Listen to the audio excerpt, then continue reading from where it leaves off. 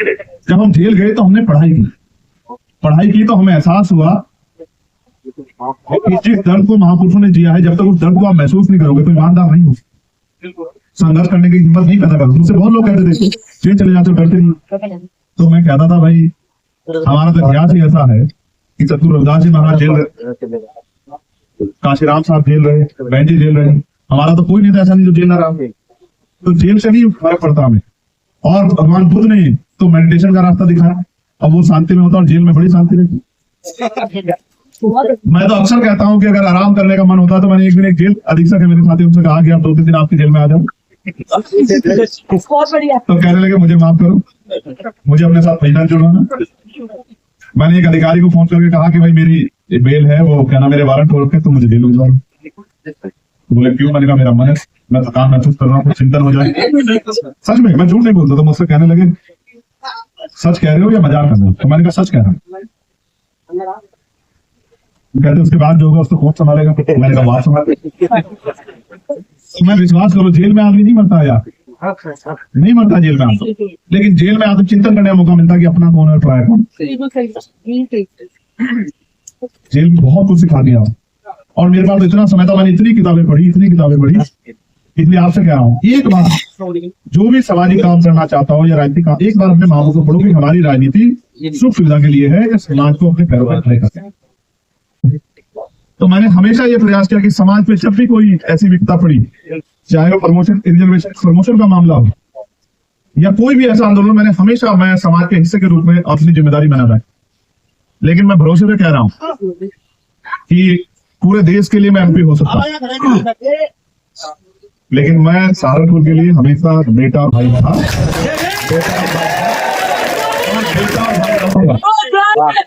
मगर मैं आपसे कहना चाहता हूँ जब मेरे जैसा आदमी संघर्ष करके कामयाब हो सकता है तो आपका भी कोई रास्ता नहीं होता।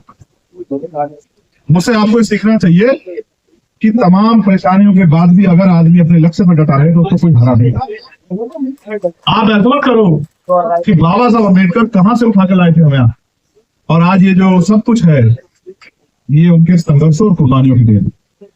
हम अगर भूल जाए तो अलग बात है, लेकिन व्यवस्था हमें भूलने भी नहीं देती, क्योंकि आज भी गैर बराबरी खत्म नहीं। गैर बराबरी हमें एहसास कराती थी कि हम क्या थे और आज हम क्या। बाबा साहब ने कहा था कि अन्याय करने वाले से अन्याय सहने वाला ज्यादा दोषी होता। जब आप हॉस्टल आए थे ना, तो घर में जो परिवार है ना उसमें बहुत उम्मीदें पैदा हुई आपके हॉस्टल आने से पहले दिन। बहन को ऐसा लगा था कि जब ये हॉस्टल चला गया तो कामयाब होकर आएगा, कभी जरूरत पड़ने पे मेरे हाथ से 2 रुपए रख के मुझे की जरूरत हो या तुझे किसी कुछ भी चाहिए हो, कोई सहयोग चाहिए आगे बढ़ने के लिए, गले चाहिए, तो मैं माँ ने सोचा था कि मेरी गरीबी बेबसी परेशानियों को ये बेटा जो है कामयाब होकर दूर करेगा, मेरे आंसू पूछेगा, जो जुल्म करे साहब बेबसी बने से उसको खत्म करेगा लाचारी। और पिता तो हमारे जो हीरो होते हैं, जो हमारे लिए जीते हैं, उन्होंने तो बहुत सपने देखे होंगे कि भाई अब मेरी लाठी बन गई आए। लेकिन मैं मजबूर हूँ, जब हमने दल बनाया था, सीनियर साथी एहसान साहब यहाँ बैठे हैं, बोकाडिया जी यहाँ बैठे हैं, तो एक सवाल हमारे सामने खड़ा हुआ था। सब लोगों ने हमसे कहा बहुत बड़े पैमाने पे कि भाई अभी क्या जरूरत है दल बनाने की। तो मैंने उनको समझाया था कि हालात ऐसे हो जाएंगे कि आपके पास लड़ने वाला कोई होगा नहीं। मेरी बात याद है, बताओ मेरी दल बनाने की हम लोगों की जो सहमति थी वो गलत दिख रही है, सही दिख रही, बताओ आज बताओ आप पे मजबूत आवाज है या नहीं है?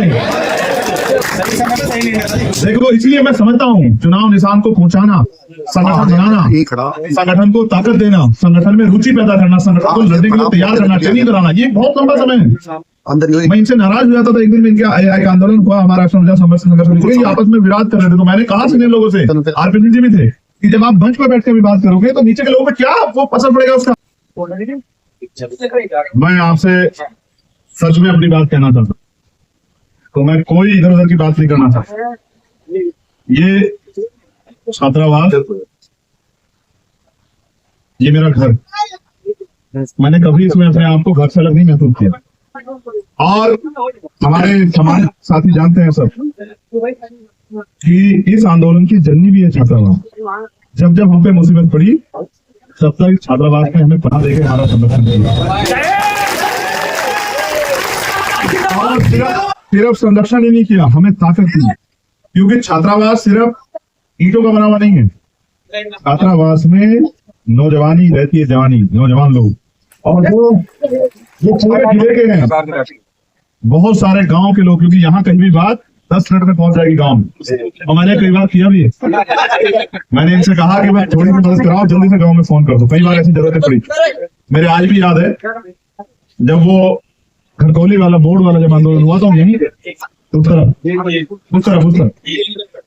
और जब सब्बीरपुर वाली अन्याय हुआ तो हम यहीं थे, क्योंकि घटना तो घट गई थी, मैं तो देहरादून था, और मैं आया तो यहीं हम लोग बैठे चर्चा कर रहे थे, प्रवीण जो तमाम सब लोग, भाई क्या करें। तो एक साथी है जो हमारा वकील बन गया, मुझे आज वहां मिला, मैं उसका नाम नहीं जानता हूँ, कैब लगाता है,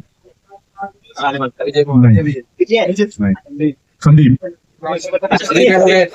तो संदीप ने कहा कि यहाँ बैठ के क्या होगा, यहाँ भाषण देते भाई जाओ ना, यहाँ घटना हुई। तो हमने कहा कि बात तो सही, तो मैंने कहा बात तो सही। तो उस दिन हम जान को दांव पे लगाने के लिए यहीं से 250-300 लोग चले गए सब्बीरपुर के लिए, क्योंकि हमारे लोगों को चुन हुआ। ये बात मैं आपको इसलिए याद दिला रहा हूँ क्योंकि मैं कोई बात नहीं भूला।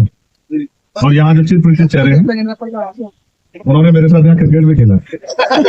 वो अलग बात है कि ये लोग चीटिंग करते हैं, और चीटिंग इसलिए करते हैं ना कि ये ज्यादा लोग इधर के होते हैं हॉस्टल के, तो एक दूसरे का सम्मान करते हैं कि सीनियर को बुरा ना लगे। लेकिन मैं आपको इस बात को भी आश्वस्त करता हूँ कि आपका योगदान यहाँ रहते भी कम नहीं, क्योंकि गुरुजी भूप सिंह जी और भाई छत्रपाल सिंह जी लगातार और आज तक भी जिस सेवा भाव से वहां थे, वो आदित्य है, उसको शब्दों में उसको व्याख्यान नहीं किया जा। और ये इतना अगर समर्पण कहीं से आता है संघर्ष करने का, तो ये हमारे छात्रावास है, ये हमारी पहली कार्यशाला है जो हम सिखाती।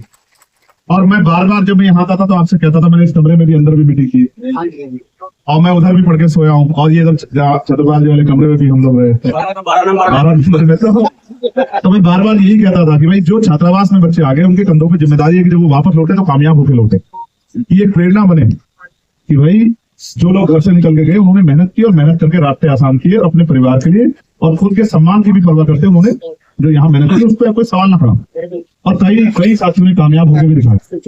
आज हमारे बीच में जो साथी उस तरह फिजिकली नहीं है लेकिन है, अजय भाई जो शायद एनडीए बन गए, गुरु जी यहाँ बैठे हैं, सीताराम सहगल जी,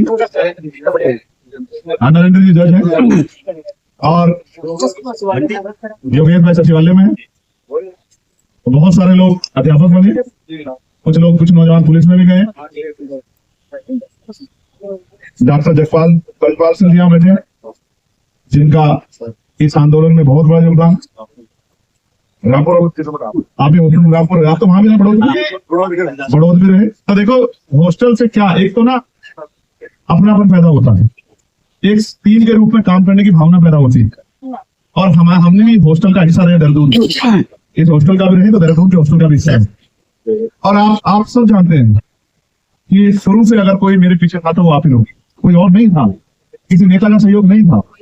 जब मुसीबतें पड़ी नेताओं ने मुंह तोड़ दिए, या नेता तो जाके अधिकारियों के दफ्तर में बैठ गए कि पकड़ लो उसको, मारो, बताओ सच है या नहीं है। लेकिन हमेशा छात्रावास का सहयोग मिला, और अभी बड़े भाई के रूप में हमारे सामने बैठे हुए गुरुचरण सिंह जी, इनका बहुत सहयोग और भी बहुत गाइडेंस मुझे मिला। भाई बैठे हैं यहाँ राकेश गौतम जी, आरक्षण बचाओ संघर्ष समिति में इनके नेतृत्व में भी काम किया, मैंने आज भी याद